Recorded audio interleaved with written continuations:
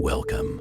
Tonight, we wander down a quiet Victorian street where the evening air is filled with the soft scent of blooming flowers, and golden lantern light glows gently against the cobblestones. At the corner of Blossom Street, there's a small flower shop, warm, peaceful, and softly lit, where petals rest quietly and time seems to slow. Inside, a gentle florist moves with calm care, arranging roses and lavender, each touch soft and unhurried, as if every flower holds a quiet story. So take a slow breath, let your body relax, and allow the world outside to fade away, because tonight, you are stepping into a calm evening in a flower shop, where every scent, every color, gently carries you into sleep. Part 1. Arrival on Blossom Street. There are certain evenings that seem to exist outside of ordinary time. Evenings when the light falls in a particular way, soft and golden and unhurried, and the air carries something that is difficult to name.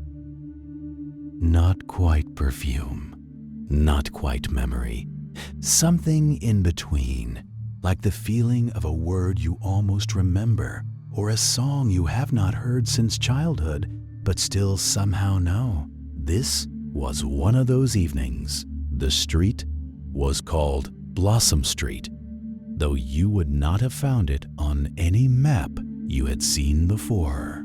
It appeared the way certain things appear when you are very tired and very ready, gently, without announcement, like a door opening in a wall you had not noticed was there.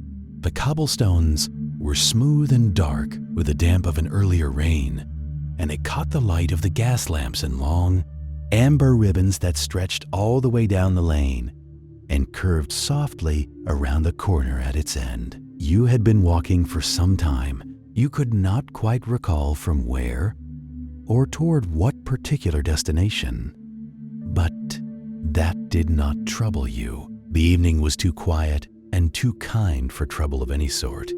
Your coat was warm, your boots were soft against the stones, and with every step you took down Blossom Street, you felt something in your shoulders loosen, some long-held tightness releasing itself, the way a breath releases when you finally, truly stop trying. The gas lamps lined both sides of the lane at gentle intervals, and each one wore a soft halo in the evening mist. They did not flicker urgently. They simply glowed, patient and warm, like candles left burning in a window for someone expected home. Beneath each lamp, the cobblestones gleamed. The small window boxes on the terraced buildings above held the last of the season's trailing ivy, and it swayed almost imperceptibly in the breeze, a slow, sleepy swaying, like the motion of a rocking chair in a quiet room. Somewhere, distantly, you heard the sound of carriage wheels. The sound came from a street away, perhaps two, a low, rhythmic rolling over old stone, the gentle percussion of hooves in no particular hurry. It rose and then faded, as sounds do on still evenings, absorbed by the fog and the quiet and the general softness of the hour. Then there were footsteps, unhurried ones, belonging to someone you could not see, fading around a corner somewhere ahead. Then silence again, except for the very faint sigh of the breeze as it moved along the lane, carrying with it something extraordinary. Flowers. The scent reached you before anything else. It was not a sharp or insistent perfume, nothing so bold as that. It was layered and delicate and deeply, deeply comforting. There was rose in it, warm and sweet. There was something green and cool, like the inside of a stem just cut. There was lavender, soft as a murmur, and beneath everything, a faint, earthy sweetness that reminded you of damp soil and glass houses. and slow summer afternoons. You breathed it in without thinking, and your pace slowed, and you looked up. That was when you saw the shop. It sat between two taller buildings like something placed there very carefully, given its own quiet space on the lane. It was small, narrower than the buildings on either side, with a front of pale stone and a wooden door painted a deep, faded green. The paint worn soft at the edges. Above the door, a carved wooden sign hung from a short iron bracket, and it swayed, just barely, almost not at all, in the same slow rhythm as the ivy in the window boxes above. You could read the words in the lamplight without quite trying, "The Blossom Street Flower Shop," and beneath it, in smaller, older letters, "Est, 1874. The window was everything. In the amber glow of the lamp outside and the warm, honeyed light from within, the window display seemed to breathe.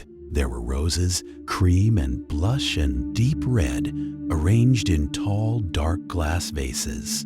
There were bundles of dried lavender tied with pale ribbon, and small pots of something white and delicate that nodded very gently in the draft from the door's edge.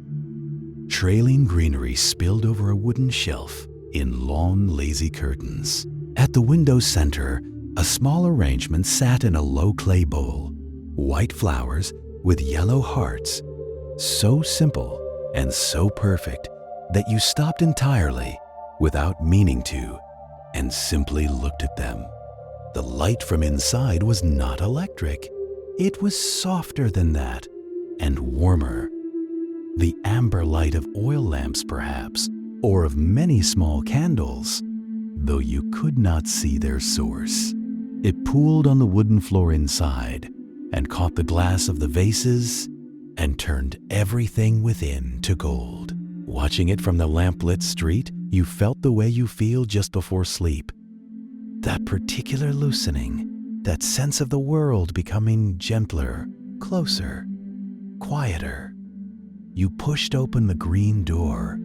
A small brass bell above the frame rang once, a single, sweet note, and then everything was still. The smell inside the shop was richer than the street, deeper and closer and extraordinarily peaceful. It surrounded you immediately, the way warm water surrounds you when you step into a bath. Rose and lavender and something almost sweet, like honey, and beneath it, all that green living scent of growing things, of petals and stems and the earth that sustains them. Bundles of dried flowers hung from the low wooden beams of the ceiling, soft cascades of lavender and chamomile and pale strawflower. Shelves along the walls held clay pots and glass jars and small paper parcels tied with twine. A wooden counter ran across the back of the room, its surface worn to a silvery smoothness by decades of hands. The shop was very quiet, pleasantly, profoundly quiet. And then, from somewhere in the back, from behind a curtain of pale linen that hung in the doorway beyond the counter, came the soft sound of movement, unhurried, deliberate. The sound of someone who had never found reason to move quickly through a room. She appeared a moment later, drawing the curtain aside with one hand, a small pair of cutting shears held loosely in the other. She was elderly and small, with white hair pinned softly at the back of her head. She wore a long apron over a dark dress, the apron's pockets full of some small tools of her trade, and her hands, which she wiped now on the apron's hem as she looked up, were the hands of someone who had worked gently and carefully with growing things for a very long time. There was soil beneath her fingernails. She did not seem troubled by this. Her eyes found you without surprise. They were very calm eyes. Gray or blue, in the warm lamplight it was difficult to say, and they held in them the particular quality of someone who is genuinely, quietly glad to see you. Not with excitement, not with the bright energy of someone who has been waiting eagerly, but with the deeper, softer gladness of someone who has simply always expected you would come, eventually, and is pleased to have been right. "Good evening," she said. Her voice was quiet, not a whisper, but close. The kind of voice that belongs in rooms like this. In evenings like this. The kind of voice that does not need to be loud because everything it says is worth listening carefully for. "You found us," she said, and set the shears down on the counter with a faint, soft click. She said it not as a question and not quite as a statement, more as a gentle acknowledgement of something both of you already understood. You told her that you had been walking, and that the scent of the flowers had reached you from the street, and that you had found yourself stopping before you had quite decided to. She nodded slowly, as though this made complete and perfect sense. "That is generally how it happens," she said. "The flowers let people know when to come." She moved behind the counter with the same unhurried ease with which she had entered the room, straightening a jar here, adjusting the stem of a rose there. And then she looked up again and considered you for a moment with those calm, kind eyes. "You look," she said gently, "like someone who could do with sitting quietly for a little while." There was no judgment in it, no observation that required defending against. It was simply true. "There is a chair by the window," she said, nodding toward it. A small armchair, its cushion the color of moss, positioned beside the display so that you might look out at the lamplit lane. And I was about to make tea. She did not wait for an answer. She simply drew the curtain aside and disappeared back into the room beyond, and the soft sounds of her moving about in there. A kettle being lifted, the quiet tap of a cup set on a saucer, filled the shop with the most ordinary and the most comforting music in the world. You sat in the chair by the window. Outside, the lane was still. A gas lamp burned. The wooden sign swayed. And the flowers in the window beside you released their scent in slow, gentle waves into the warm and quiet air. You were, at last, exactly where you needed to be. Part 2. Inside the flower shop. The chair was softer than it looked. That was the first thing you noticed. Once you had settled into it, the way it received you, the cushion, giving just enough, the arm rests worn to the particular smoothness that only comes from years of use, and the slow, patient work of hands resting there in quieter moments. It was the kind of chair that had been sat in by many people over many years, and had learned, somewhere along the way, how to hold a person gently. You let your coat fall open. You let your hands rest. From behind the pale linen curtain came the small domestic music of the shopkeeper moving about her back room, the low murmur of water beginning to warm, the soft knock of a wooden drawer being opened and closed, the rustle of something dried and papery being handled with care. These sounds reached you not as intrusions, but as reassurances. Evidence that the world was continuing in its gentle way, that someone nearby was busy with quiet and useful things, and that nothing was required of you for the moment but to be still. So you were still, and in the stillness, the shop came to you. It was the kind of room that revealed itself slowly. You had taken it in all at once when you first entered, the warmth, the scent, the golden light, but now, settled and unhurried, you began to see its particulars. The way the light moved, for instance. There were 2 oil lamps mounted on the walls, their flames behind amber glass that softened everything they touched. And on the counter at the back, a pair of candles burned in low iron holders, their flames barely trembling in the undisturbed air. A third light source hung from the central beam, a small lantern of dark metal and clouded glass, and the light it threw was the softest of all, diffuse and warm, more like a glow than a light, like the last light of a winter afternoon gathered and kept. Everything the light fell on, it made beautiful. The wooden tables were the heart of the room.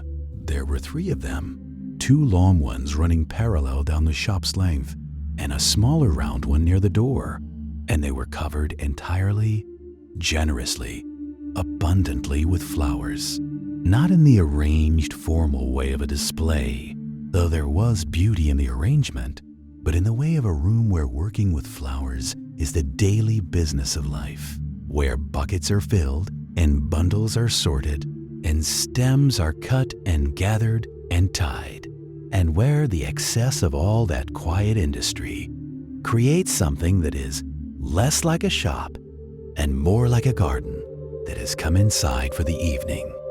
In tall, dark glass vases along the left table, roses stood in loose clusters, cream roses with the faintest blush at their centers, deep red ones, almost burgundy, their outer petals just beginning to curve away, pale pink ones so delicate in color that they seemed less like pink and more like white that had had a gentle thought. Their stems disappeared into dark water, and the water caught the candlelight and held it, small, still flames reflected in the bottoms of each vase, as though the roses were blooming above a very calm, very miniature sky. Beside the roses, lavender, bundles of it tied with plain cotton twine and stacked in a wide-mouthed crock of pale clay. The bundles were dry, and they rustled very faintly, the softest possible sound, like the turning of a page in a quiet library when the small draft from some unseen gap found them. Their scent was distinct within the room's larger perfume, cool and clean and medicinal in the best sense, the scent of something that has always known how to calm. The second table held the wildflowers. These were looser, more various, more difficult to name. There were small white flowers on long stems that nodded when anything moved near them. There were yellow ones the size of buttons, gathered in clusters. There was something purple and feathery that you had no name for, and something else, a trailing, small-leafed vine that spilled from its container and lay across the table's edge in a long, curling tendril, as though it were simply resting there and might, if the evening continued quietly enough, decide to stay. Between the arrangements, the tools of the trade lay where they had been set down. A pair of long scissors, their blades dark with use, a spool of ribbon, pale green, almost silver, half unwound, a small notebook, its cover soft with handling, lying open to a page of handwritten names and numbers too small and too private to read from where you sat. A scattering of fallen petals on the table's surface, rose pink and cream, and the deep red purple of dried lavender, lying where they had fallen without anyone thinking to move them. They were beautiful there, like something painted. The linen curtain shifted, and the shopkeeper came through. She carried a tray with the careful, practiced ease of someone who has carried trays for a long time and no longer needs to think about it. On the tray, a small earthenware pot, rounded and dark, from which a thin thread of steam rose and curled in the warm air. 2 cups, not matching, but similarly worn, similarly comfortable to look at, and a small dish holding a folded cloth and a few dried flowers that she had evidently added as a last thought. She set the tray on the round table near the door with a faint, settled sound and looked at you. "Chamomile," she said, with a little linden blossom. "And I added some dried rose petal, which does nothing particular but smells very pleasant." She poured without asking whether you wanted any. The liquid was pale gold, the color, almost exactly, of the lamplight in the room, and its steam carried the scent of the chamomile. Gentle, slightly sweet, with the faint honeyed quality of the linden behind it. She set a cup before you on the arm of the chair, on a small wooden coaster that seemed to have lived on that armrest for years, worn into a slight hollow in the wood. Then she settled herself into the chair on the other side of the round table, a chair of similar vintage to yours, its back slightly higher, its cushion a faded rose. And she poured her own cup and wrapped both hands around it and sat for a moment without speaking. It was not an uncomfortable silence. It was the silence of two people who have no particular need to fill the air between them. After a while, she said, "You have come a long way this evening." You agreed that you had, though the distance was difficult to measure. She nodded, as though this made sense. "The evenings that bring people to Blossom Street are usually the longer kind," she said. "The kind where you have been carrying something heavy for some time and have only just begun to notice the weight of it." You looked into your cup. The tea was very slightly too warm to drink comfortably, and you held it without drinking and let its warmth move through the clay and into your palms. "I find," she continued without urgency, "that flowers help, not because they solve anything, but because they are very honest about what they are, and they ask nothing of you in return for being beautiful. There is a restfulness in that."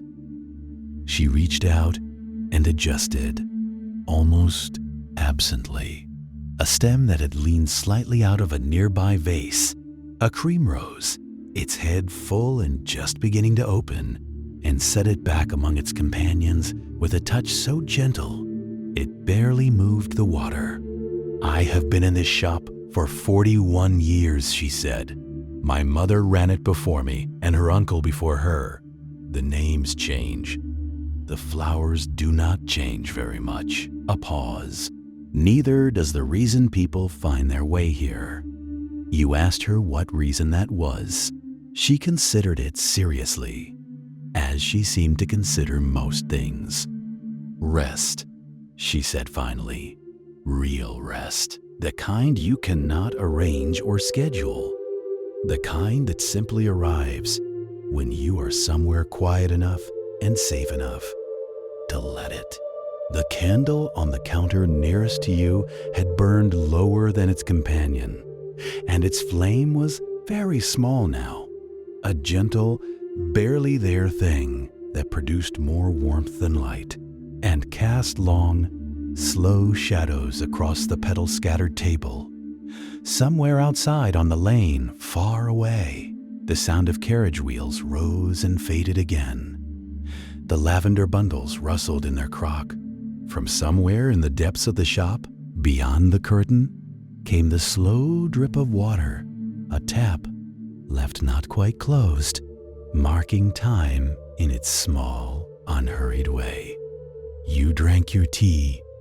It was warm and very slightly sweet, and tasted of the same air that surrounded you, that deep, layered, flower-filled air that had been accumulating in this room for more than a century, pressed gently into the wood of the tables and the worn cushions of the chairs and the walls themselves, so that even in winter, even at midnight, the shop would smell of growing things. The shopkeeper did not speak again for a little while. She held her cup.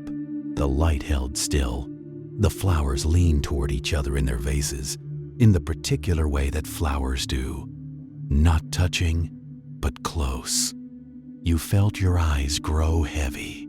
Not urgently, not with the abrupt heaviness of exhaustion, with the slow, certain heaviness of someone who has finally, completely arrived somewhere safe, and whose body, recognizing this at last, is beginning very gently to let go. The candle burned. The lavender rustled. The tea grew cool in your hands. Since stopped apologizing for it and led the way toward the back of the room. The corner he moved toward was half hidden from the rest of the shop by the angle of the shelving and the slow curve of the back wall where the oven began. It was not hidden in a secretive way, more in the way that a cove is hidden from the open sea, sheltered, set apart, a place the room seemed to have kept for exactly this purpose. The chair was there. It was enormous. That was the first thing, the sheer generous scale of it. A thing built for comfort, with no apologies made and no inches spared. It was upholstered in velvet, or what had once been velvet, now worn in that particular beautiful way that velvet wears, rubbed smooth at the armrests, slightly paler at the seat and the high curved back, the pile compressed by years of use into something softer than the original. The color was difficult to name. It had been green, perhaps. Once, a deep forest green. But the firelight and the years had turned it into something warmer and less definite, the color of old moss, of deep water, of something that had always been exactly where it was and had no intention of being anywhere else.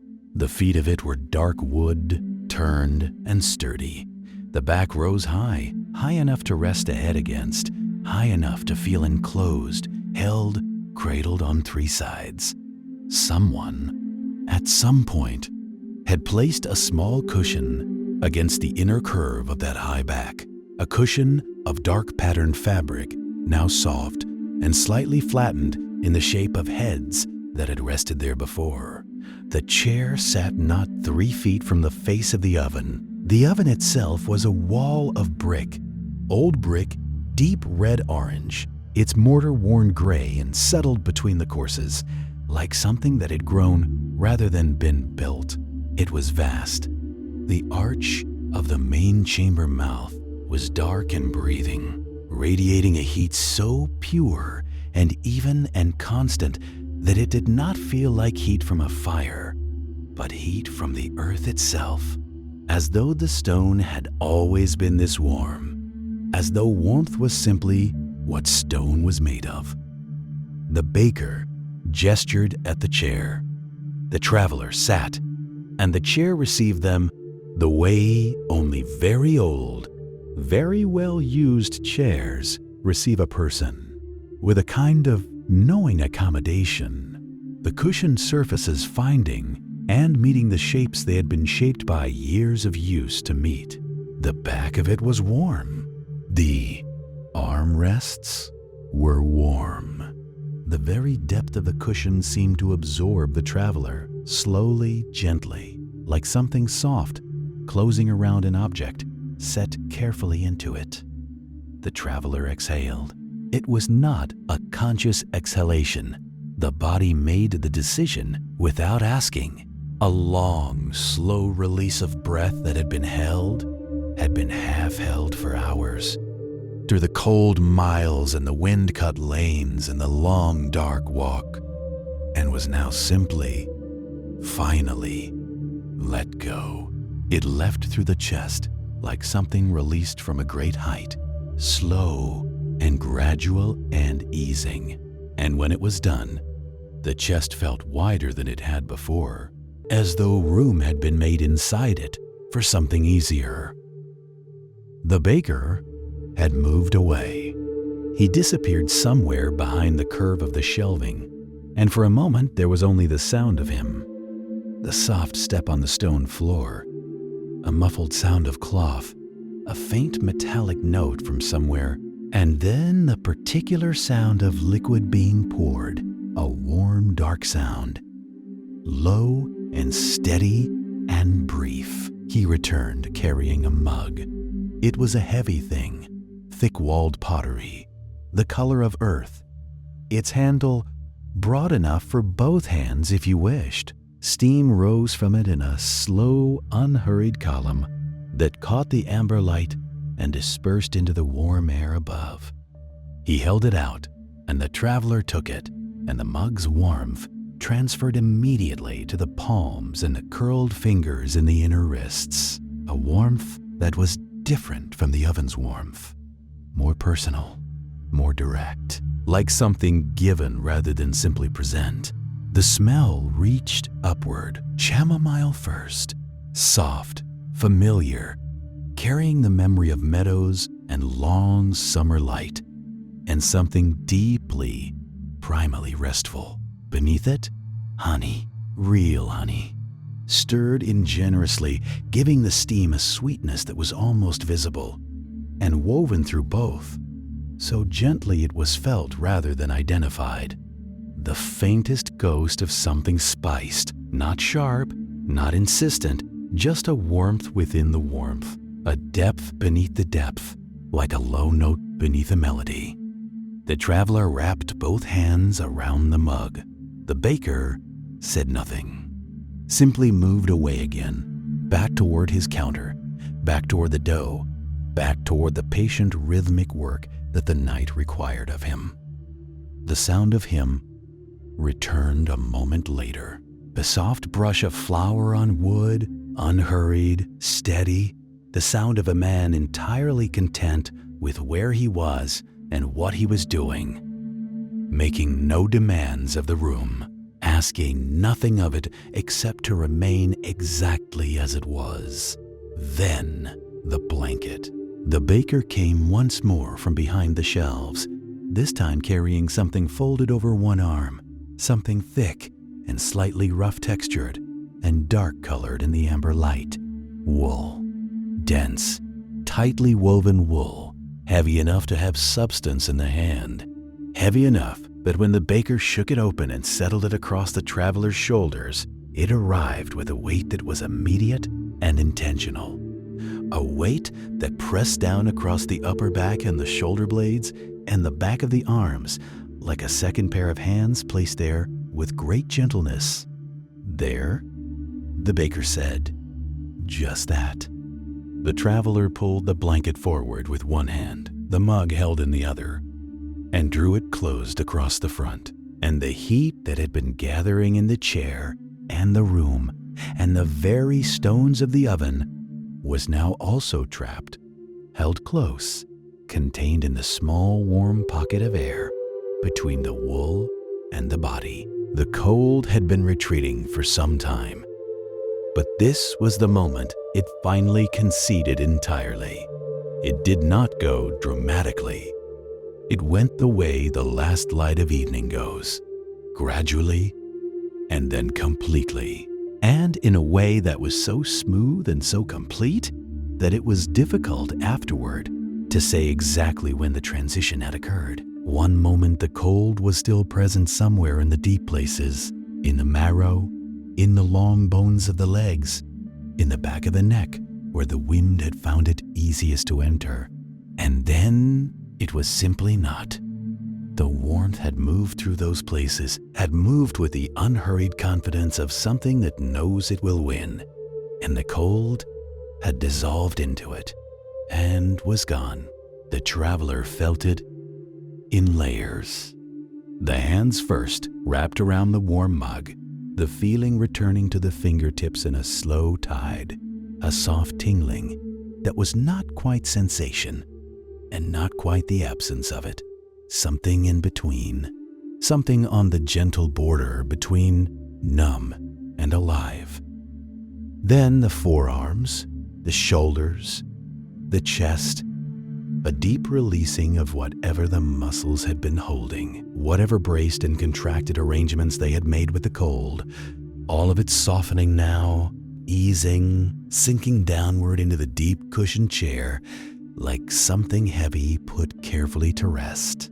The legs last, Always the legs last, after a long cold walk, the thighs especially, the long muscles of them that had been working for hours and were now asked to do nothing, nothing at all, only to exist in the warmth and to let go. They did. Slowly. The tiredness in them was not unpleasant. It was the tiredness of something used well, something that had carried its load faithfully and was now being thanked. The mug was warm against the palms. The traveler lifted it slowly with both hands and drank. The first sip moved down the throat in a warm line, honey sweet and soft, and the chamomile opened somewhere in the chest, some quality of it, some old botanical quiet that the body recognized without knowing why, the way the body sometimes recognizes things that happened before memory. The warmth of the liquid joined the warmth of the room and the warmth of the blanket, and they became indistinguishable from one another. All of it one continuous warmth. All of it surrounding and pervading and holding. The oven breathed. That was the only word for it. Breathed. The heat moved from it in slow, heavy waves, not pulsing quickly but rolling, the way deep water rolls, the way the tide moves, large, slow movements of warm air that reached the chair and the traveler in it and pressed gently, pressed and receded and pressed again. Each wave arrived like a hand laid flat and warm against the face and held there briefly, and when it receded, it took something with it, some small remaining tension, some last held fragment of the cold night, and when the next wave came, there was less to take, and less and less. The eyelids grew heavy, not all at once. The weight came gradually, the way all the best things come, in increments too small to resist, each one reasonable on its own, accumulating without announcement into something large and gentle and irresistible. The amber light of the fire blurred softly at the edges. The sound of the baker's hands on the floured block moved further away, or seemed to, not disappearing, but becoming more like something dreamed than something heard, still present, still steady, still the faithful heartbeat of the room. The mug rested against the chest. Both hands still held it, but loosely now, cradling rather than gripping, the warmth passing between the pottery and the palms in a slow, undemanding exchange. The blanket was very heavy, not uncomfortably so, heavily in the way of something that wants to help, that is pressing down not to constrain, but to reassure, to say, you are here, you are held. There is no need to hold yourself. The wool was slightly rough against the chin where it had been drawn up, and that small roughness was itself a comfort, a texture, a realness, evidence of the solidity of the world just at the moment when the world was beginning very gently to become less solid.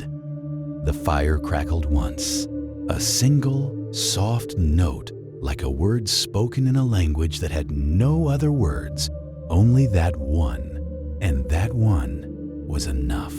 The traveler's eyes closed, not with effort, not with decision, simply closed.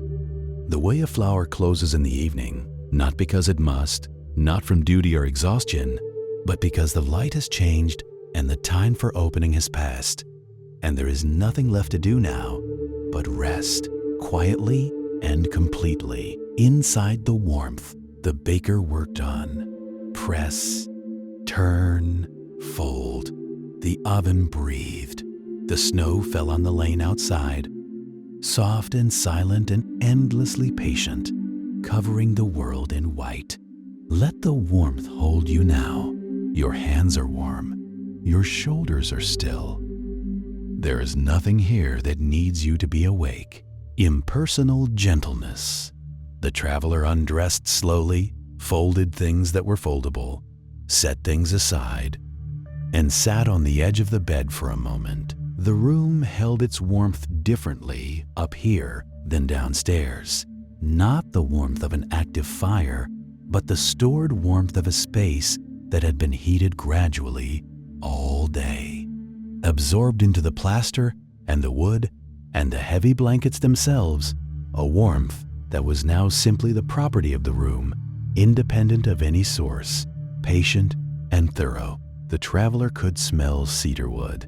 It was faint, more a presence than a scent, the way the distant sea is present in a coastal town even when you cannot see it. It came from somewhere, a sachet tucked into the wardrobe perhaps, or from the wardrobe's wood itself, cedar lined against moths, the wood's oils slow releasing into the room over many years. Beneath the cedar was the paper smell that permeated the entire building, softer here than downstairs, filtered through the floorboards, but unmistakable. And beneath that, fainter still, old books. A small shelf beside the window held perhaps a dozen volumes, their spines too dim to read by lamplight, and they were breathing their slow breath into the room, as books do when left in warm, quiet spaces, giving off that particular dry sweetness that is one of the most comforting scents the world has produced. From below, through the floorboards, came a sound. It was the postmaster, still working. The sound arrived muffled and rhythmic, a soft, repeated thud, very regular, with the quality of something certain and deliberate. The rubber stamp, the traveler thought, or the brass postmark. The postmaster stamping letters at his counter one by one, working through the evening's last tasks with the same unhurried attention he brought to everything. Thud. A pause. Thud. A pause. It was a sound like a heartbeat, slower than a heartbeat and more deliberate, but with that same quality of reliable repetition, of a rhythm that would continue whether or not you were listening. The traveler lay down. The blankets received the body with the gradual warmth of something patient. The pillow was cool at first, against the cheek, and then warm. The weight of the wool blanket settled across the chest and the arms and the legs, slowly, the way water fills a vessel, finding every contour, until the whole body was held. From below, thud. A pause. Thud. The moon moved its rectangle of silver light slowly across the floorboards. The dust motes drifted in their column of cooled air beside the window. The cedarwood breathed. The old books breathed. The village outside lay in its mist, its rooftops soft, its chimneys still. The traveler's eyes were open, and then they were less open, and then they were the kind of open that is almost closed, the kind of open that the world behind them sees only in blurs and impressions. The warm yellow of the oil lamp, the silver of the moonlight, the dark shapes of the framed stamps and maps on the walls. Thud. A pause. The clock downstairs ticked, barely audible, its tick a ghost of itself by the time it reached up through the wooden floor and into the dark and the warmth of the room under the eaves. Tick. Thud. Tick. Tick. The traveler's breath had long since found its slow, even rhythm. The chest rose. The chest fell. The blankets moved with it a fraction of an inch and settled again. The room breathed with the traveler, or the traveler breathed with the room. It was by now impossible to say which was which. The lamp burned on for a while. Then it was less bright. Then it was the lamp itself that was dreaming, its flame low and steady, a small warm point in the dark of the room, surrounded by the dark and the quiet and the sound of the postmark stamp below, and the ticking of the clock, and the whispering of the gate, and the silver drift of dust in moonlight. All of it growing fainter now, all of it growing softer, all of it receding gently, the way the sound of hooves on cobblestone had receded into the mist on the traveler's arrival. Slower, slower, slower, until there was only the warmth, and then only the dark. And then not even that. Is your mind racing tonight? Step out of the cold, misty rain and leave the heavy world at the door. Welcome to the Midnight Apothecary. Take a slow, deep breath. Fill your lungs with the comforting scent of dried lavender, sweet chamomile, and melting beeswax. Listen to the gentle rhythm of the mortar and pestle, the soft clink of amber glass, and the fire crackling in the hearth. You have nowhere else to be. You are completely safe here. Just close your eyes and let the healing begin. The Midnight Apothecary, Part 1. Arrival in the fog. The night was very still, not the sharp stillness of winter, with its rigid silence and brittle cold, but the soft, muffled quiet of a fog-wrapped evening, where the world seemed to have drawn a thick wool blanket about its shoulders and settled in to breathe slowly. The cobblestones beneath the traveler's boots were slick and dark, each one glistening faintly with the moisture that rolled in from the river, and every footstep landed with a low, soft sound, a gentle tap, tap, tap, absorbed almost at once by the heavy air. The street was old. You could feel it in the way the stones curved slightly inward, worn smooth by a century of footsteps, by cartwheel and horse and hurrying heel. The buildings on either side rose quietly into the mist, their upper windows dark, their chimneys breathing pale threads of wood smoke that dissolved before they could climb very high. The gas lamps that stood at the corners burned low and amber, their light barely reaching the ground, modest little suns, keeping only small promises. The traveler moved slowly. There was no particular urgency now. The hour was very late, and the city had retired around them, and there was something in the cool, damp air that asked, gently but firmly, for unhurried things. Each breath carried the green, medicinal sweetness of eucalyptus from somewhere nearby, a scent clean and ancient, like something distilled from a forest floor after rain. It mingled with the wood smoke in a way that was deeply comforting, the way a familiar room smells when you return to it after a long while away. The traveler paused.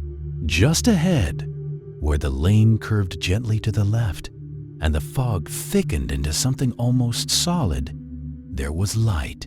Not the cold blue-white of a lamp left carelessly burning, but something warmer, something amber and deep, the color of honey held up to a candle flame. It came from a single shop window, low and wide, and it fell across the wet cobblestones in a long, rippling rectangle, as though the street itself were very slightly gilded. The traveler drew closer. Above the door, suspended on two small iron hooks, hung a wooden sign. Its edges were softened with age, and the paint that had once been bright was now a warm, faded thing.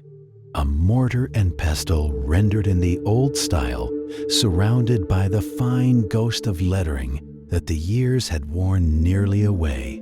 The sign swayed in the faintest of breezes, barely a breath, creaking once in a sound so small it might have been imagined. An apothecary, open impossibly at this hour. The window itself was a wonder of small things. Arranged on a low shelf behind the glass were bottles of amber and green and deep cobalt, some tall and slender, some round and stoppered with cork, some no larger than a thumb. Each one held something: a dried flower, an oil that caught the light, a powder in shades of rust and cream and pale gray. Between them, a small brass scale sat perfectly balanced, its two pans resting motionless. A sprig of something dark and aromatic was tucked along the frame. The whole arrangement had the feeling of a still life painted by someone who understood that beauty could be quiet. The traveler placed a hand on the door. The wood was heavy, solid, worn smooth at the handle from years of use, and it swung inward without resistance, as though it had been expecting exactly this. A small brass bell above the door gave a single soft chime. Not a sharp ring, nothing so abrupt, but a clean, round note that rose for a moment and then settled into the warm air like a stone, dropped into still water. The sound of it seemed to linger a little, touching the far corners of the room before fading into a silence that felt, somehow, more complete than the silence outside. The traveler stood just inside the threshold and breathed. The room smelled of a dozen things at once, and yet none of them competed. There was dried lavender and something resinous, amber or pine, and beneath it all, a sweetness like vanilla and old wood and the faintest trace of beeswax candles. The air was warmer here, noticeably so, with the particular warmth of a room that had held its heat all evening through careful tending. A small wood stove in the far corner ticked softly as it settled its iron belly, glowing the faintest orange behind a grill. The walls were extraordinary. Floor to ceiling, from one end of the room to the other, they were covered in small wooden drawers, hundreds of them, perhaps thousands, each one fitted with a small brass pull and a tiny card in a neat slot, handwritten in ink that had faded to the color of weak tea. Above the drawers, on shelves that had been built into every available inch of space, stood more bottles, amber glass in every size and proportion, their contents dark and soft and luminous in the low light, as though each one held a little piece of a sunset. Some were sealed with wax, some with cork, some with stoppers, ground to a perfect fit. The shelves climbed so high that a narrow rolling ladder on a brass rail had been installed to reach the topmost ones, and it rested now near the window, patient and still. The floorboards underfoot were dark with age, and they did not creak. The ceiling was low and beamed, hung in one corner with bundles of drying herbs, rosemary, chamomile, something with pale purple flowers that swayed imperceptibly in the warmth rising from the stove. On the wide wooden counter that ran along one side of the room, a set of brass scales, larger than the ones in the window, sat beside a marble mortar.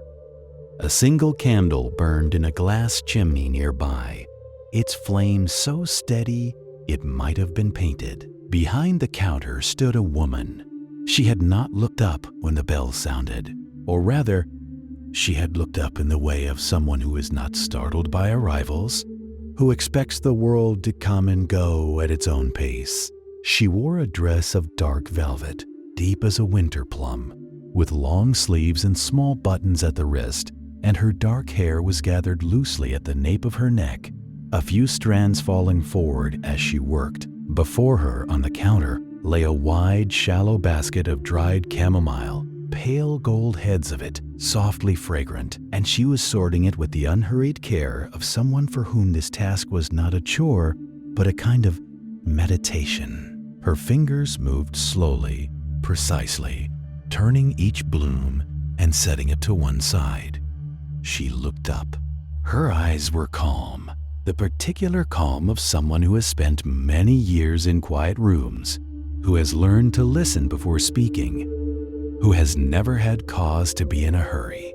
She was not young and not old, and her face held the sort of expression that is sometimes called serenity and sometimes called wisdom, and is usually both. "Come in," she said. "You look as though you have walked a long way." Her voice was low and measured, unhurried as the rest of her. It had the quality of a room after rain, clean and settled, with nothing left sharp in it. The traveler stepped further inside, and the door swung quietly closed behind them. The fog remained outside. In here there was only warmth and lamplight, and the faint, sweet smell of chamomile, and the soft tick of the stove cooling from its evening work. "I wasn't certain you'd be open," the traveler said. The apothecary smiled. A small, genuine thing, unhurried as everything else about her. She set down the flower she had been turning between her fingers and folded her hands together on the counter. "I am always open," she said simply, "for those who find their way here." She gestured with one graceful hand to the low wooden stool on the visitor's side of the counter, as though it had been placed there for precisely this occasion, at precisely this hour. "Sit," she said softly. "There is no hurry. The night is long and quiet and very kind." The traveler sat. The stool was smooth and solid. The warmth of the room settled around the shoulders like something draped with care. Outside, the fog pressed gently against the window glass, and the amber bottles on the shelves caught the candlelight, and the chamomile breathed its soft, ancient sweetness into the still air. The apothecary reached for the basket again and resumed her slow, careful work. "Tell me," she said quietly without looking up, "what is it that you need tonight?" Above the door, a sign hung from a short iron bracket, swinging very gently in the evening air. The sign was wooden, old wood, painted and repainted many times over, so that the layers showed at the edges, and upon it, in careful gold lettering that had faded just enough to feel entirely right, were the words Whispering Gate Post Office, and below that, Est, 1847. The sign swung. It made no sound. The traveler stood for a moment on the cobblestones, looking at the door. It was a good door, a proper door, with a brass handle worn smooth by generations of hands, and a small window in its upper half through which the amber light fell in a warm rectangle onto the step outside. The step itself was stone, slightly hollowed in the center from long use, and that hollow seemed to the traveler perhaps fanciful, perhaps not, like a kind of welcome, like the place where welcome lives, worn into the world by repetition. A breath, a step forward. The door opened with a sound that was barely a sound at all, just the soft compression of warm air against cool, the faint whisper of old hinges, the quietest possible announcement of an arrival. Inside, the world changed. It changed slowly, the way warmth changes things. Gradually, from the outside in, the cold of the evening fell away first from the face, then from the hands, then from the chest, until the whole body had adjusted and settled into the ambient warmth of the room the way a stone settles into riverbed. The room was not large, but it was full. Floor to ceiling on the left-hand wall ran wooden pigeonholes, dozens of them, perhaps hundreds, arranged in a grid so precise and yet so gently aged that they seemed to have grown there rather than been constructed. Each pigeonhole was a small dark square of shadow, and in each shadow, nested letters, folded paper and sealed envelopes fat parcels and thin notes, everything waiting with the particular patience of correspondence. On the right, shelves bore their own orderly burdens. Leather-bound books with labels on their spines, stacks of brown parcel paper tied with twine, brass instruments of measurement and impression, bottles of ink in dark glass, a set of scales, a rack of rubber stamps, everything in its place, everything tended. The scent of the room was extraordinary. It was the smell of old paper, not musty, not stale, but rich and dry, the way antique bookshops smell, the way the inside of a cedar chest smells, with something deeper beneath it, leather, much used and well-conditioned, wood smoke from the small fireplace in the corner, where a fire had been going long enough to have settled into contentment, and something else, fainter. That might have been wax, or might have been ink, or might simply have been the accumulated history of 1,000 letters passing through this room. Over more than a century, the traveler breathed it in. Behind the long wooden counter, bent over a stack of envelopes, arranged in careful rows, was a man. He was elderly, not frail, but properly old, the kind of old that carries its weight easily, that has learned over many decades not to hurry and has found that unhurrying suits it well. He wore a woolen vest over a white shirt, the vest a rich navy with small buttons that caught the lamplight. His spectacles sat slightly low on his nose, not slipping, but settled there as if they had found their position long ago and saw no reason to move.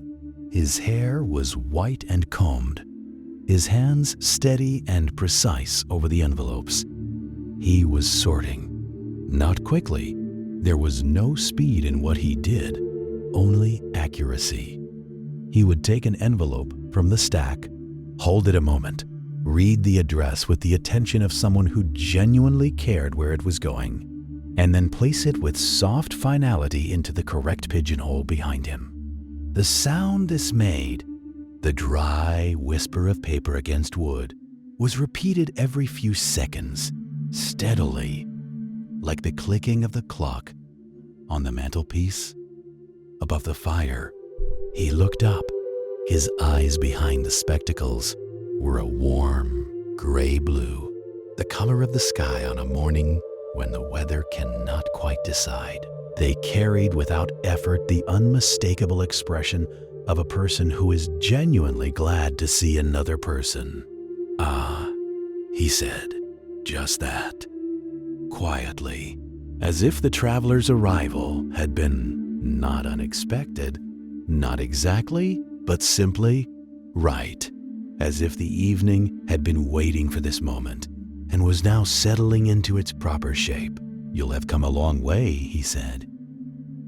It was not quite a question. "I have," said the traveler. The postmaster nodded, the way people nod when a thing confirms what they already suspected, and set down his envelope with the same careful deliberateness with which he had been handling all the others.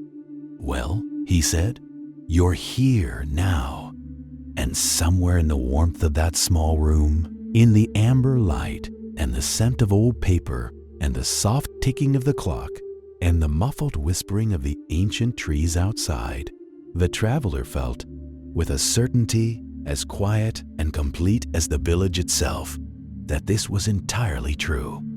Here, and arrived, and safe.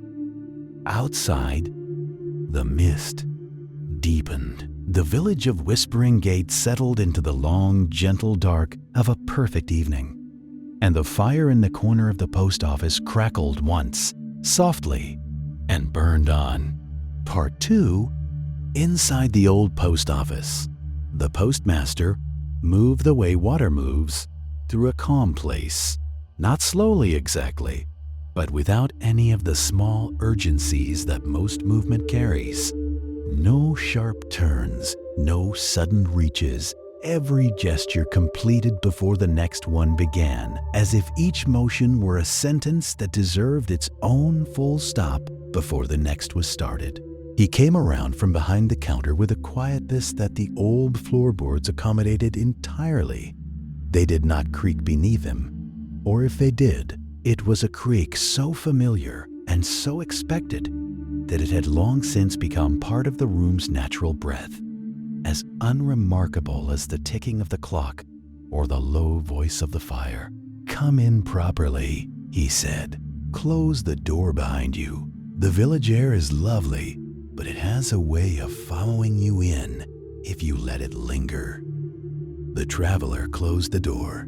The latch settled into its housing with a sound like a word said quietly at the end of a long sentence, a sound of completion, of closure, of there. The room was even warmer now that the door was shut. The warmth was not the aggressive warmth of a room overheated, but the patient warmth of a space that had been tended carefully over many hours, built up gradually from the fireplace in the corner until it had reached this precise enveloping temperature, the temperature the traveler thought of a room that has been lived in with intention. The shelves, seen properly now, were extraordinary. They ran from floor to ceiling along the back wall and the wall to the right of the door, broken only by the counter and the fireplace, and two narrow windows whose glass had the old slightly wavy quality that made the lamplight inside look liquid. The shelves were oak, dark oak, aged to the color of strong tea, and upon them, in an order that was immediately legible even if its exact logic was not, rested the accumulated correspondence and materials of a very long operation. Fat parcels wrapped in brown paper sat beside slim envelopes tied in bundles with cotton twine, the knots simple and precise. There were rolls of fresh brown paper stacked upright in a wooden bin at the base of one shelf, and beside them, coils of twine on wooden spools, each spool the same neat diameter.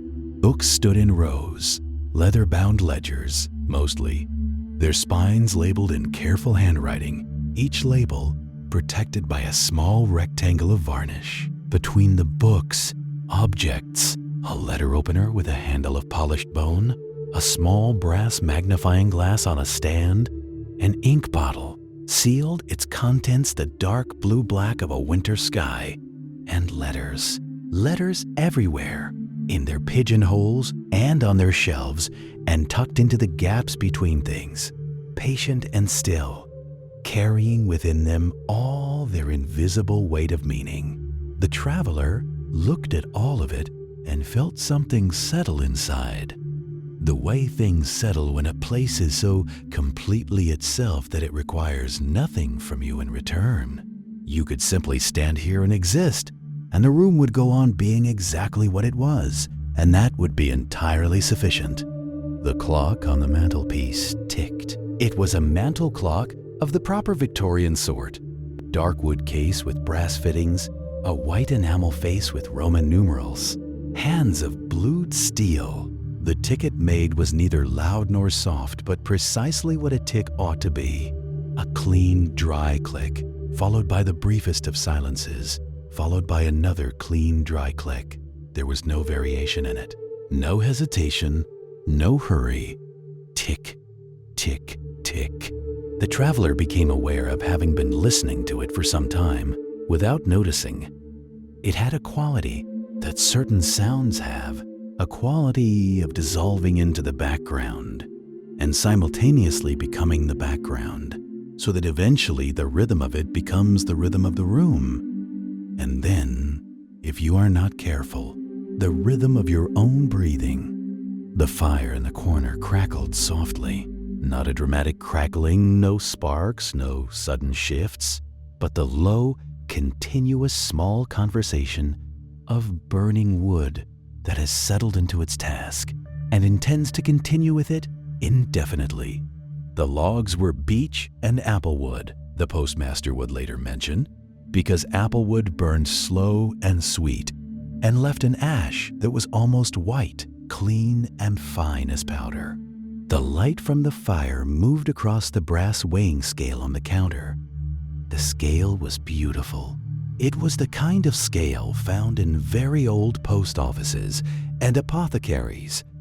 A balance beam on a central post with 2 hanging pans of polished brass suspended on fine chains. It had been cleaned recently, or perhaps it was cleaned every evening as a matter of course, because the brass had that deep, warm glow that speaks of regular attention rather than occasional polish. The firelight moved across its surface in slow, liquid shifts, and the scale, if you watched it long enough, seemed to be breathing, the pans swaying almost imperceptibly with the air currents of the room, finding their balance again and again in small, peaceful adjustments. "Earl Grey, I think," said the postmaster, as if concluding a deliberation he had been conducting privately. "Unless you'd prefer something with apple in it. I have a cider on the hob that's been warming since before dark." "The cider?" said the traveler, without quite meaning to decide. The postmaster made a sound of quiet approval and moved toward a small annex at the back of the room. Not a separate room exactly, more a deepening of the space where a small iron stove sat on a tiled hearth, and a collection of copper and tin vessels lived on hooks and on a shelf of their own. The traveler could see from the counter the soft orange glow of the stove's vent. The sounds that came from that corner were extraordinary in their smallness and their clarity. The soft, resonant clink of a ladle against the inside of a copper pot, the low, sibilant hiss of liquid near boiling that had been reduced to a patient simmer, the thin, bright sound of porcelain cups being set on a wooden surface, not careless, but confident, the sound of hands that knew exactly how much pressure was required, the soft percussion of the cupboard door closing, a drawer opening and closing again, the small crystalline sound of a spoon. Each sound arrived in the room complete and separate, like notes in a piece of music written for a very slow tempo. Largo, or slower even than that, a tempo with no name because it had never needed one before. The traveler sat on a low wooden stool near the counter. It was the right height. Everything in the room, it seemed, was the right height, the right weight, the right temperature. The postmaster returned with 2 cups on a small tray and a plate on which sat 3 thin biscuits with a faint pattern pressed into their surface. A leaf, or possibly a postmark. It was difficult to tell in the amber light, and it did not matter. The cider was in a cup of white porcelain, slightly wide at the mouth, the kind of cup that releases scent generously. The traveler took it in both hands. The scent rose slowly. It was warm apple, not sharp, not sweet, but the deep, round warmth of apples that have been left to mature and then heated gently for a long time with something fragrant added. A cinnamon stick, perhaps, and a few cloves, and what might have been a strip of dried orange peel. Beneath the apple was something darker, almost smoky. The cider itself, its fermentation present but gentle, a reminder of autumn pressed into liquid. The first sip was warm all the way down. The postmaster settled into his chair behind the counter with his own cup. Earl Grey. The bergamot lifting faintly into the air and mixing with the apple and the wood smoke into something that had no name, but felt, to the traveler, like the olfactory equivalent of being told that everything was going to be fine. For a while, neither of them spoke. This was not an uncomfortable silence. It was the silence of a room that has enough in it already, enough warmth, enough light, enough small sound. That silence between two people becomes simply another comfortable element of the whole. The postmaster sipped his tea. The traveler sipped the cider. The clock ticked. The fire crackled. Outside, somewhere distant, the wind moved through the iron gate and made its soft, continuous music. When the conversation came, it came gently, the way sleep comes when you are not fighting it. "Far?"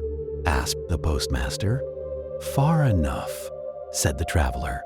The postmaster nodded. He picked up an envelope from the small stack beside him. He could not, it seemed, be entirely without letters, and turned it in his hands, not reading it, just turning it, as a person might turn a smooth stone. "The roads are long this time of year," he said. "The mist comes early, but it's a soft mist. It doesn't cut. You'll have noticed." "I did notice," said the traveler. "It felt more like a presence than a weather." The postmaster looked pleased at this. Not surprised. The expression was more that of a man who has always known something to be true and is glad to hear someone else arrive at it independently. "That's exactly right," he said. "That's exactly what it is." He set the envelope down with care and took another sip of his tea. The scents in the room shifted as the evening deepened. The wood smoke thickened slightly as the fire was fed. A new log, added without ceremony, pressing the flames briefly lower before they found the fresh fuel and rose again. With the new wood came the sweetness of apple wood sap, a faint, sticky sweetness that was not quite food and not quite forest, but something between them. The dried ink on the letters on the counter had its own presence, a faint mineral sharpness, very faint, the ghost of iron gall and carbon black, the smell of intention dried into permanence. And beneath all of it, continuously, the old paper smell of the room itself. The traveler had stopped noticing it the way you stopped noticing the sound of a river once you have lived beside it long enough. And yet it was there, always, the way the river is always there. Not intrusive, simply true. The postmaster refilled the traveler's cup without being asked, rising and returning so quietly that the moment seemed to happen between moments. "There's no hurry," he said, settling back. "There never is. Here." The traveler looked at the pigeonholes, at the hundreds of small dark squares each cradling its quiet cargo of words. Looked at the fire, at the clock, at the amber light pooling on the wooden counter and the polished brass of the scale and the white porcelain of the cup. "No," agreed the traveler. "There isn't." The clock ticked on. Each tick was the same as the last. Each tick was the same as the next. The fire breathed. The lamplight stayed warm and steady. Somewhere outside, a very faint wind moved through the trees, and the trees whispered back, and their whispering reached the room as something even softer than a sound, more like the memory of a sound, felt rather than heard, the way you feel the presence of water before you see it. The cider cooled to the temperature of a warm room and was perfect. The biscuits were eaten slowly, one each, the third left on the plate because leaving the third on the plate seemed right.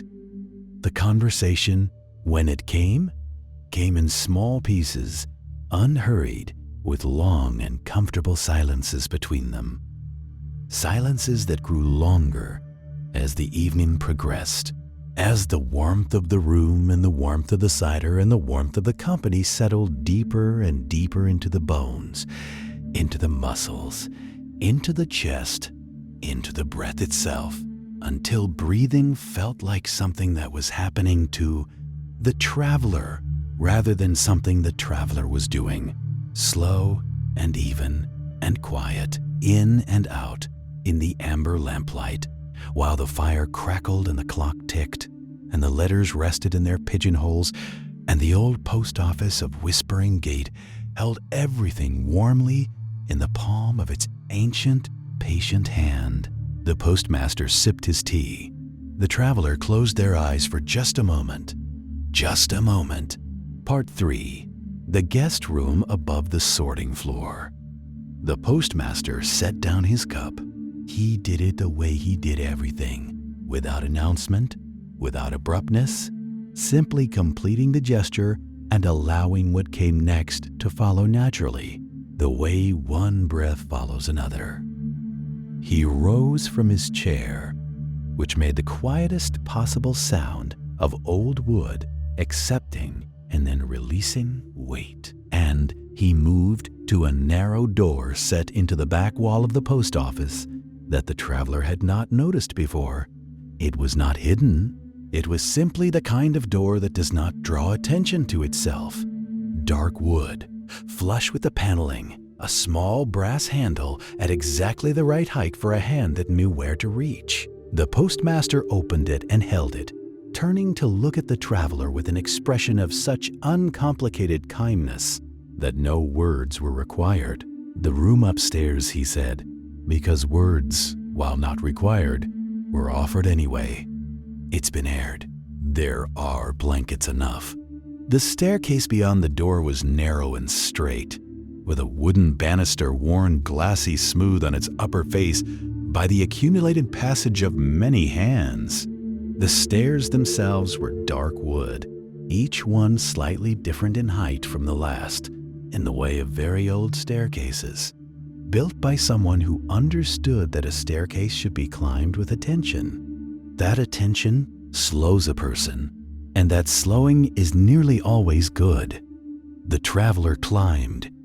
Each step had its own voice, not a loud voice, a low, domestic creak, personal to that particular board, the kind of sound that would have been entirely familiar to anyone who had lived in this building for more than a week.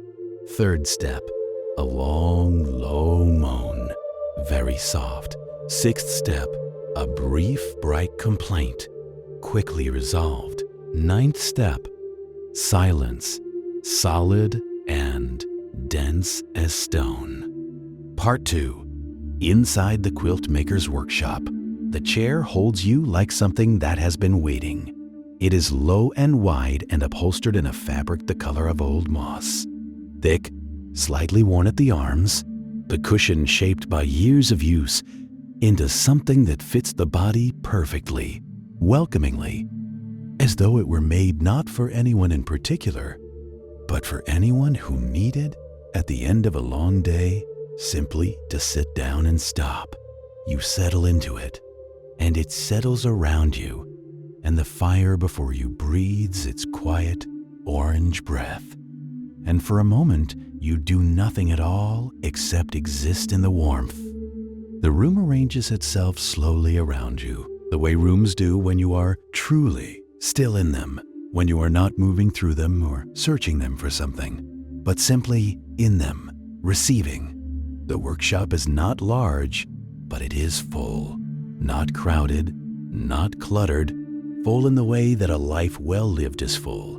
Every inch of it occupied by something that belongs there, something with a history and a purpose, nothing superfluous, nothing accidentally arrived. The stone walls are thick and old, the kind of walls that hold warmth the way cupped hands hold water. Carefully, completely. The ceiling is low, crossed with dark wooden beams, and from one of them hangs a small bunch of dried lavender, its color faded now to the softest gray purple, its scent still faintly present in the warm air. Along the far wall run the work tables. There are 2 of them, long and broad, their surfaces of smoothed old oak worn pale in the places where hands and fabric have passed most often, and upon them rest the materials of the craft in a state of beautiful, particular order. Bolts of fabric are stacked at one end, velvet the color of midnight, and forest and deep burgundy. Flannel in softer tones of gray and oat and dusty rose. Silk in lengths that catch the firelight and throw it back in slow, rippling shifts of gold and cream. Each bolt is neatly rolled, neatly stacked, the edges aligned with quiet care. Beside the bolts, the baskets. There are 4 of them at least, large and wide and overflowing with fabric scraps. Pieces of every size and color, some no larger than a playing card, others long irregular strips, all of them sorted loosely, tumbled together in the baskets in a way that is not quite orderly, but is somehow still pleasing.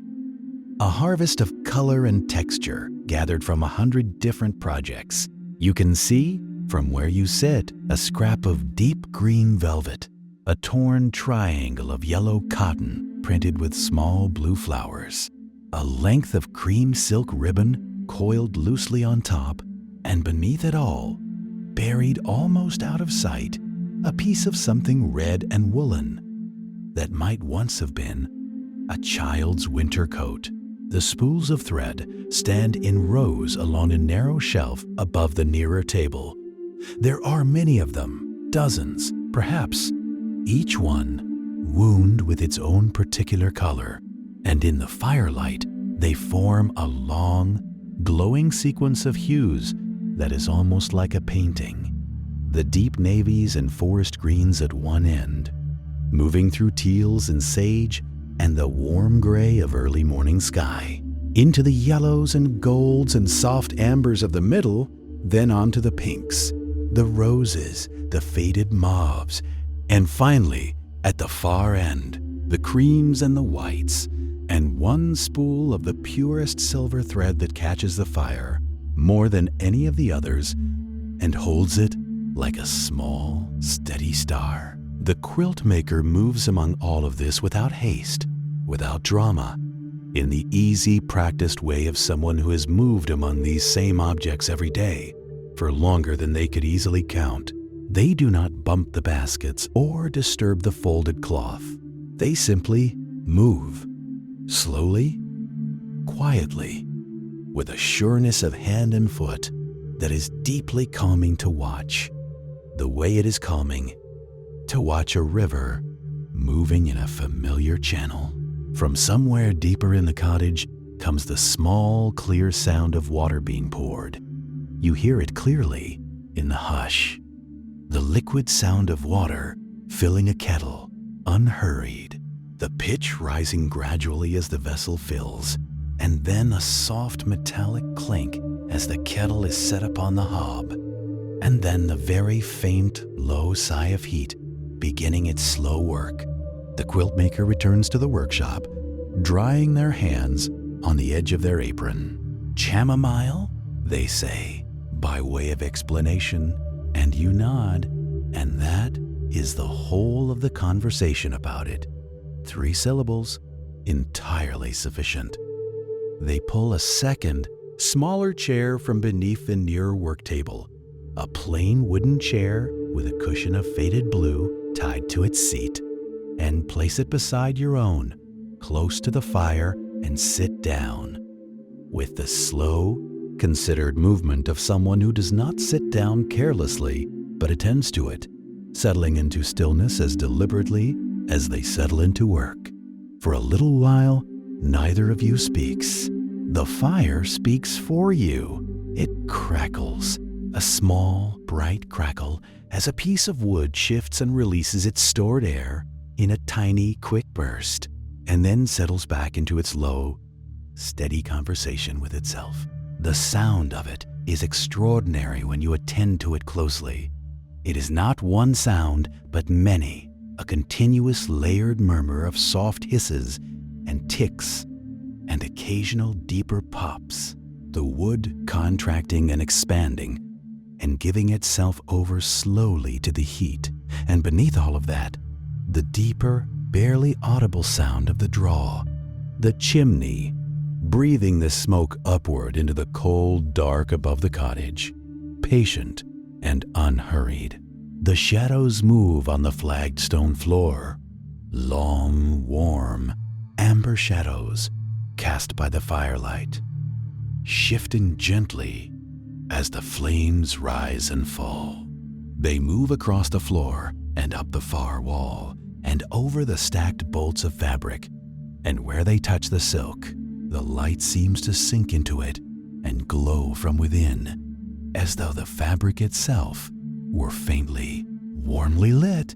The ticking of the grandfather clock reaches you from the hallway beyond. It is steady, completely, absolutely steady.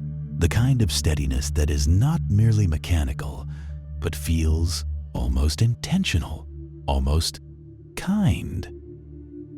Tick, tick, tick. Low and resonant, each beat a small, contained sound that falls and is absorbed by the warm air of the room and replaced, without pause, by the next. You have heard clocks all your life, and yet this one, in this room, at this hour, seems to be doing something slightly different from what clocks usually do. It is not measuring the passage of time so much as it is anchoring it, holding the present moment open, spacious, unhurried, saying in its quiet, rhythmic way, there is no rush. There is only now. Tick, and now. Tick, and now. The kettle begins, very faintly, to sing.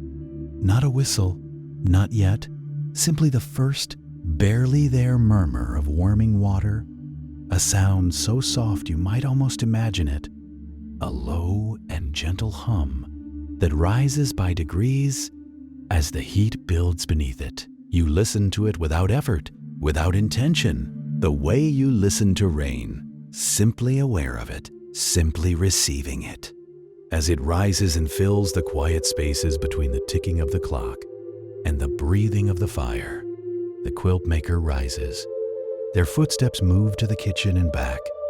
You hear the small sounds, one after another, each one quiet and distinct and deeply familiar in the way that domestic sounds always are. The chime of a teapot lid lifted, the gentle clink of a cup placed on a saucer, the soft sound of liquid poured in a slow, steady stream. Then the carrying of it, the light, careful footsteps returning, and the quilt maker is beside you again, placing the teacup gently into your hands. The cup is warm through the porcelain, not hot, warm. Exactly, precisely warm. The warmth of something that will be kind to your hands and your throat and your chest. The tea inside is pale gold in the firelight, and from its surface rises a thin thread of steam curling slowly upward, dissipating into the warm air of the room. You bring it close and breathe before you drink. Chamomile, and beneath it, or perhaps woven through it, as threads are woven through cloth, the faintest suggestion of honey and something else, something you cannot quite name, something slightly sweet and green and ancient. You think, without quite knowing why, of open meadows in late summer, of long, slow afternoons, of drowsiness. You drink. Slowly, the scent of the room settles around you as you drink. It is the scent of lavender, that dried bunch above, releasing its quietest ghost of fragrance into the warm air, and the scent of beeswax from the candles on the mantelpiece, burning low and steady, and the deeper, older scent of the room itself, the cloth and the wooden beams, and the cold stone warmed by long years of fire. It is a scent that does not ask anything of you. It is simply present, like the warmth, like the ticking of the clock, like the amber light. a layer of comfort that you receive without effort, without decision. The quilt maker reaches into the nearer basket and draws out a long piece of navy flannel, spreading it across their lap with the quiet attention of someone examining something they know very well. This one needs finishing, they say. Not to you particularly, not requiring a reply. Simply observing. Their hands move to the small wooden workbox on the table beside them. A shallow box, its lid inlaid with a simple pattern of lighter wood, worn smooth, and lift from it a needle already threaded, laid to rest there at some earlier moment for just this purpose. They draw the needle through the fabric with the slowest, most fluid motion, pulling the thread through in one long, unhurried arc, and then back, and then through again. The sound of it is almost imperceptible. The faintest shush of thread through cloth, the tiniest whisper of resistance, and then release, over and over, in a rhythm as steady as breathing. You do not try to watch. You simply let your eyes rest on the firelight. The heavy cloth in the basket shifts faintly as the warmth from the fire stirs the air. The silk on the work table catches the light and holds it. From outside, very far away, softened almost to silence by the fog and the thick old walls, you hear the faint sound of the village settling into its evening. A door closing somewhere, a horse shifting in a stable yard, the distant sound of bells from the church tower tolling the hour in slow, resonant strokes. 1, 2, 3, 4. Each stroke fades completely before the next arrives. The silence between them is immense and soft. The quilt maker sews on, unhurried. The fire breathes. The clock ticks. The steam from your teacup rises and thins and disappears. The dried lavender above the beam releases its quiet scent into the warm air, and the beeswax candles burn without flickering. And the quilts on their shelves and their folded stacks glow softly in the amber light, each one a gathered warmth, a patient record of careful hands and slow hours, and love translated stitch by stitch into cloth. Part 1. Arrival in the Cotswolds. The coach had been rolling for a long time. You are not quite sure how long. The hours had softened and blurred somewhere past the last market town, somewhere between the turning of the wheels and the steady, lulling sway of the carriage. The countryside beyond the misted window had grown quieter, the fields flattening into gentle rolls, the hedgerows thickening with frost, and the sky above deepening from a pale, washed gray into something warmer, a slow, amber-tinged dusk settling over the hills like a heavy blanket drawn up to the chin. You let your eyes close for a moment, then open them again, and there, as if the village had simply appeared while you were not looking, is the first gentle glow of window light through the fog. The village comes to you slowly, the way all the best things do. First, only shapes, dark forms rising from the mist, the curved spines of rooftops, the soft suggestion of chimney stacks, a church tower, standing patient and still against the violet sky. Then, as the coach rounds the final bend and begins to slow, the shapes gather detail. Stone walls the color of warm honey, cobblestones slick with cold evening damp, narrow lanes between the cottages, barely wide enough for a cart, wound about with climbing ivy gone rust red with the season. The coachman says nothing. He simply draws the horses to a gentle stop, and you step down onto the cobblestones, and for a moment you only stand there, breathing. The air is cold, softly, perfectly cold, the kind of cold that is not harsh, but simply present, settling around your shoulders like a shawl of clean winter air. and with it comes the scent. Wood smoke. That old, unhurried scent of wood smoke curling from a dozen chimneys at once, rich and amber dark, and utterly comforting in the way that only a few scents in the world can be. Scents that reach back past thought, past memory, past all the complexity of the waking day, and simply say, you are safe now. You are somewhere warm. You breathe it in slowly, let it settle.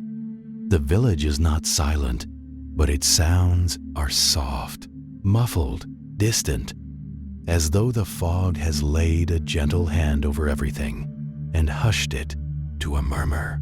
Somewhere, not far away, the sound of carriage wheels on cobblestones, rolling slow and even, a rhythm like a quiet heartbeat. The wheels turn and turn, and their sound grows gradually fainter, rolling away down some unseen lane until it dissolves into the mist entirely. Footsteps, soft and unhurried, pass somewhere behind you. A woman with a basket, her heels a gentle tap, tap, tap on the wet stone, growing quieter, fading. A door opens somewhere, a brief swell of warmth and light, the murmur of low voices, and then closes again with a soft click, leaving only the hush. Somewhere above you, a bird settles into the eaves with a small flutter, then goes still. The village breathes slowly.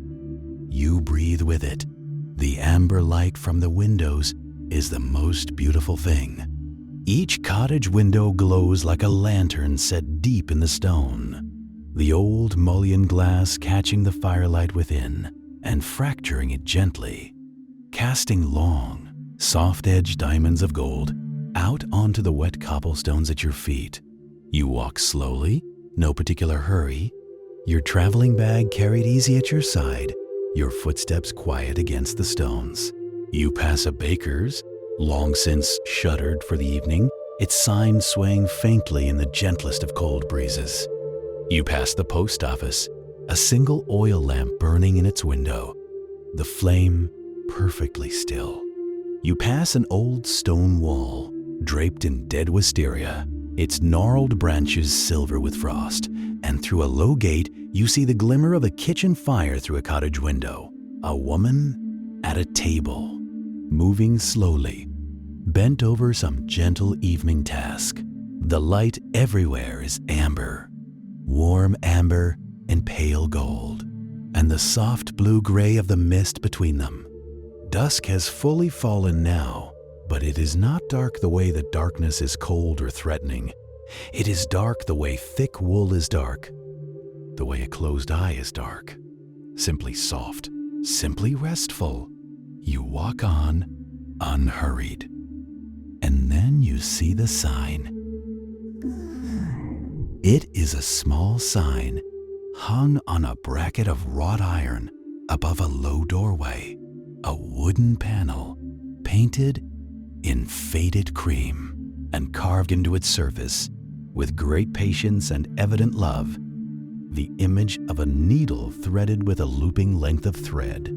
The carving is simple but very fine, the grooves worn smooth with age, and the sign hangs with a gentle, barely there sway, turning just slightly in the cool air before settling again. Beneath the needle and thread, in small, careful lettering, the words, "The Quilt Maker." You stop. Through the window, low, wide, the old glass uneven and full of soft distortions. You can see them. The quilts. They are folded in neat, beautiful stacks along the deep sill and on a long wooden shelf behind it. And even through the frost-hazed glass and the amber warmth of the interior light, their colors are extraordinary. Deep blues and soft greens, and the rich red of old roses, and a cream so warm it is almost gold. Patchwork patterns, tiny pieces fitted together with such care, such patient precision, catch the firelight and glow. And then, from somewhere in the back, from behind a curtain of pale linen that hung in the doorway beyond the counter, came the soft sound of movement, unhurried, deliberate. The sound of someone who had never found reason to move quickly through a room.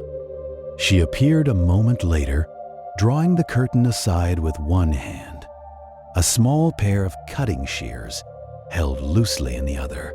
She was elderly and small, with white hair pinned softly at the back of her head. She wore a long apron over a dark dress, the apron's pockets full of some small tools of her trade, and her hands, which she wiped now on the apron's hem as she looked up, were the hands of someone who had worked gently and carefully with growing things for a very long time. There was soil beneath her fingernails. She did not seem troubled by this. Her eyes found you without surprise. They were very calm eyes. Gray or blue, in the warm lamplight it was difficult to say, and they held in them the particular quality of someone who is genuinely, quietly glad to see you. Not with excitement, not with the bright energy of someone who has been waiting eagerly, but with the deeper, softer gladness of someone who has simply always expected you would come, eventually, and is pleased to have been right. "Good evening," she said. Her voice was quiet, not a whisper, but close. The kind of voice that belongs in rooms like this. In evenings like this. The kind of voice that does not need to be loud because everything it says is worth listening carefully for. "You found us," she said, and set the shears down on the counter with a faint, soft click. She said it not as a question and not quite as a statement, more as a gentle acknowledgement of something both of you already understood. You told her that you had been walking, and that the scent of the flowers had reached you from the street, and that you had found yourself stopping before you had quite decided to. She nodded slowly, as though this made complete and perfect sense. "That is generally how it happens," she said. "The flowers let people know when to come." She moved behind the counter with the same unhurried ease with which she had entered the room, straightening a jar here, adjusting the stem of a rose there. And then she looked up again and considered you for a moment with those calm, kind eyes. "You look," she said gently, "like someone who could do with sitting quietly for a little while." There was no judgment in it, no observation that required defending against. It was simply true. "There is a chair by the window," she said, nodding toward it. A small armchair, its cushion the color of moss, positioned beside the display so that you might look out at the lamplit lane. And I was about to make tea. She did not wait for an answer. She simply drew the curtain aside and disappeared back into the room beyond, and the soft sounds of her moving about in there. A kettle being lifted, the quiet tap of a cup set on a saucer, filled the shop with the most ordinary and the most comforting music in the world. You sat in the chair by the window. Outside, the lane was still. A gas lamp burned. The wooden sign swayed. And the flowers in the window beside you released their scent in slow, gentle waves into the warm and quiet air. You were, at last, exactly where you needed to be. Part 2. Inside the flower shop. The chair was softer than it looked. That was the first thing you noticed. Once you had settled into it, the way it received you, the cushion, giving just enough, the arm rests worn to the particular smoothness that only comes from years of use, and the slow, patient work of hands resting there in quieter moments. It was the kind of chair that had been sat in by many people over many years and had learned, somewhere along the way, how to hold a person gently. You let your coat fall open. You let your hands rest. From behind the pale linen curtain came the small domestic music of the shopkeeper moving about her back room, the low murmur of water beginning to warm, the soft knock of a wooden drawer being opened and closed, the rustle of something dried and papery being handled with care. These sounds reached you not as intrusions, but as reassurances, evidence that the world was continuing in its gentle way, that someone nearby was busy with quiet and useful things, and that nothing was required of you for the moment but to be still. So you were still, and in the stillness, the shop came to you. It was the kind of room that revealed itself slowly. You had taken it in all at once when you first entered, the warmth, the scent, the golden light, but now, settled and unhurried, you began to see its particulars.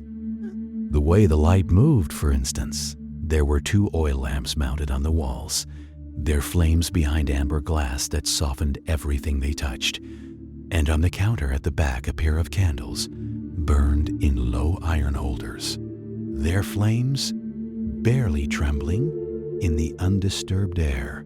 A third light source hung from the central beam, a small lantern of dark metal and clouded glass, and the light it threw was the softest of all, diffuse and warm, more like a glow than a light, like the last light of a winter afternoon gathered and kept. Everything the light fell on, it made beautiful. The wooden tables were the heart of the room. There were 3 of them, 2 long ones running parallel down the shop's length, and a smaller round one near the door, and they were covered entirely, generously, abundantly with flowers. Not in the arranged, formal way of a display, though there was beauty in the arrangement, but in the way of a room where working with flowers is the daily business of life, where buckets are filled and bundles are sorted and stems are cut and gathered and tied, and where the excess of all that quiet industry creates something that is less like a shop and more like a garden that has come inside for the evening. In tall, dark glass vases along the left table, roses stood in loose clusters, cream roses with the faintest blush at their centers, deep red ones, almost burgundy, their outer petals just beginning to curve away, pale pink ones so delicate in color that they seemed less like pink and more like white that had had a gentle thought. Their stems disappeared into dark water, and the water caught the candlelight and held it, small, still flames reflected in the bottoms of each vase, as though the roses were blooming above a very calm, very miniature sky. Beside the roses, lavender, bundles of it tied with plain cotton twine and stacked in a wide-mouthed crock of pale clay. The bundles were dry, and they rustled very faintly, the softest possible sound, like the turning of a page in a quiet library when the small draft from some unseen gap found them. Their scent was distinct within the room's larger perfume, cool and clean, and medicinal in the best sense, the scent of something that has always known how to calm. The second table held the wildflowers. These were looser, more various, more difficult to name.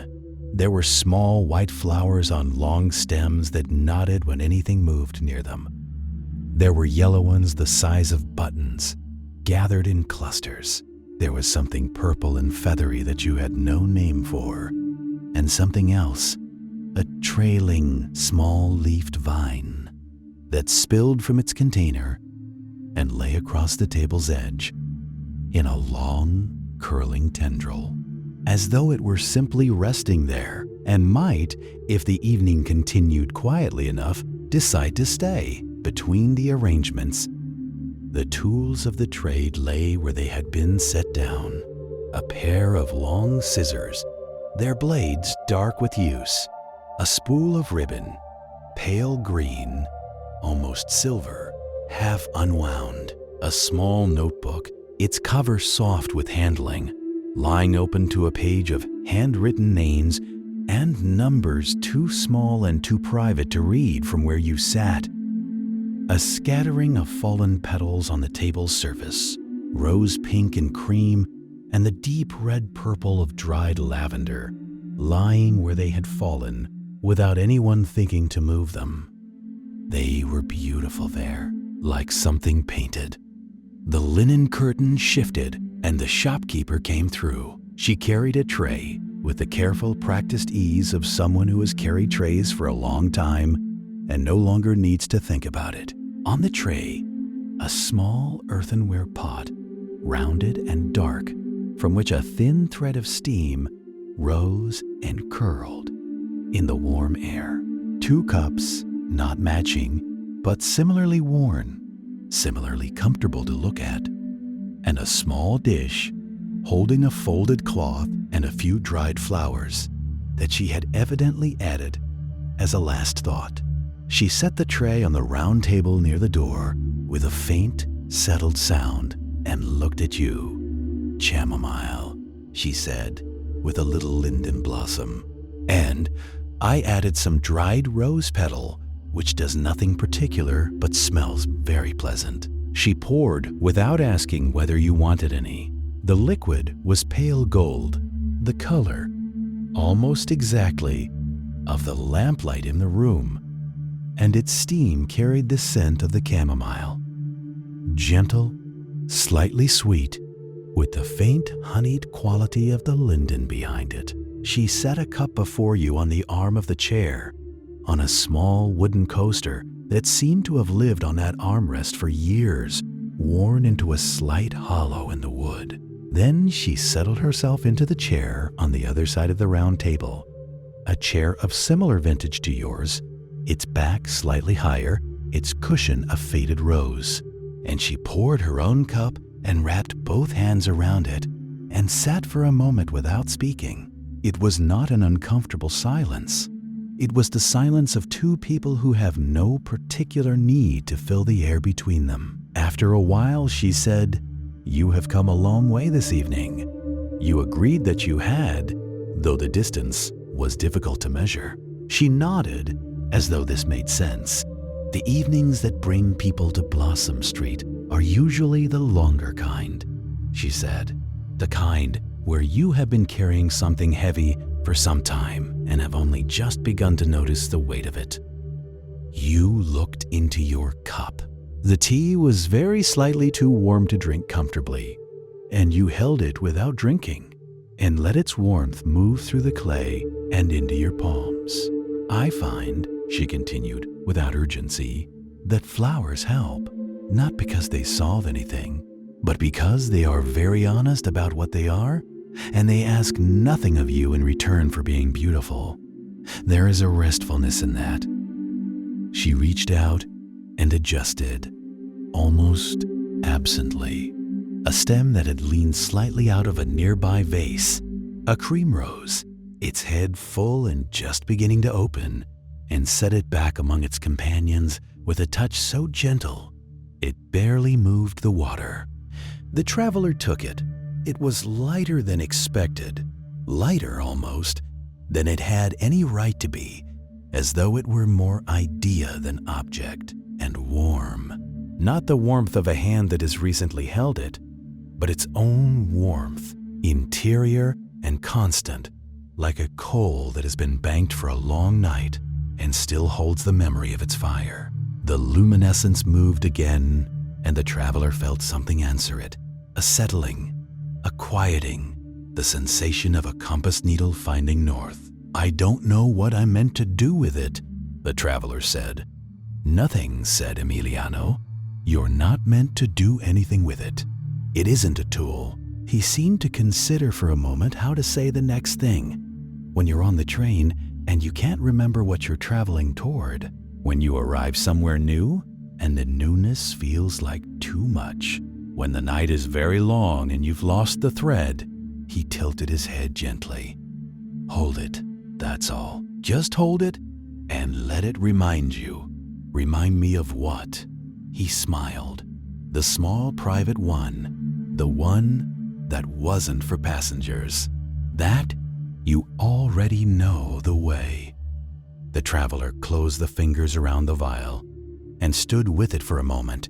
Out the window, at the end of the corridor, the sky had shifted to a deep rose along the horizon's edge, and the rails below had caught it and were holding it, those faithful keepers of light, already preparing for the day's first reflections. A pigeon landed on the platform railing, looked around with the brisk authority of a bird that has places to be, and flew off again. Somewhere in the station's belly, the first proper sounds of morning were gathering themselves. You've given things like this before, the traveler said.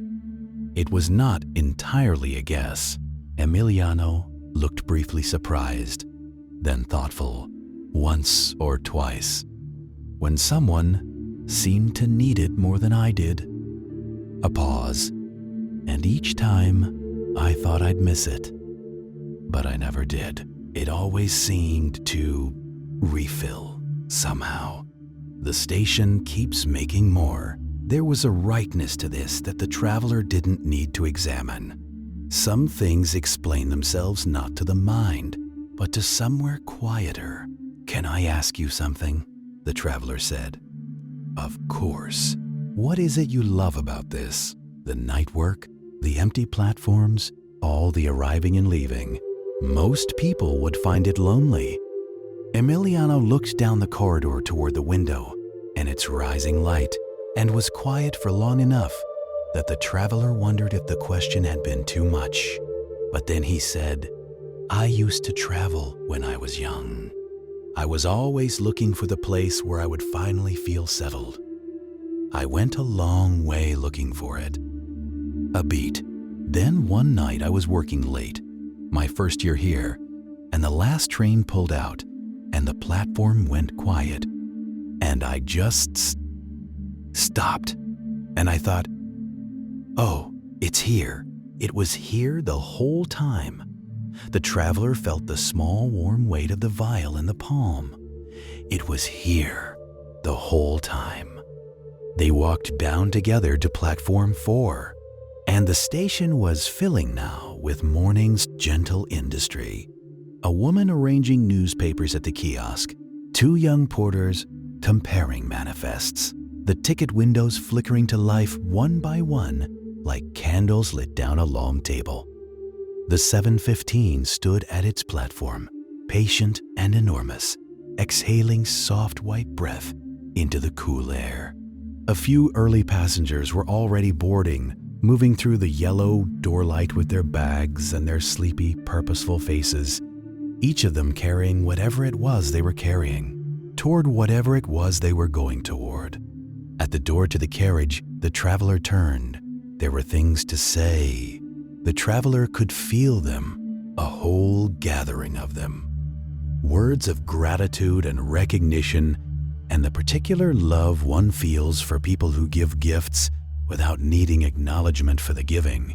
But Emiliano made a small gesture, unhurried, that somehow absorbed all of it and returned it simply as warmth. Safe travels, he said. All of them. The traveler stepped up into the carriage and found a window seat, and the train began its slow departure.